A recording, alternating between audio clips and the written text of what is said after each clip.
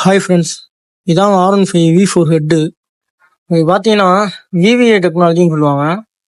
விவிஏ system அது எப்படி work ஆகுதுன்னா, நமக்கு ஸ்பீடு இன்க்ரீஸ் பண்ணும்போது ஒரு 7000 ஆர்பிஐக்கு மேலே போகும்போது இந்த இன்லெட் வால்வு பார்த்தீங்கன்னா சிங்கிளாக ஓப்பன் ஆகிட்டு இருக்கும், இப்படி தனியாக இருக்கும். அதே நம்ம ஒரு 7000 ஆர்பிஐ மேலே போகும்போது இந்த புஷ்ஷு போய் அதையும் சேர்த்து ஒர்க் பண்ணுறனால உங்களுக்கு விவிஏ ஓப்பன் ஆகும்.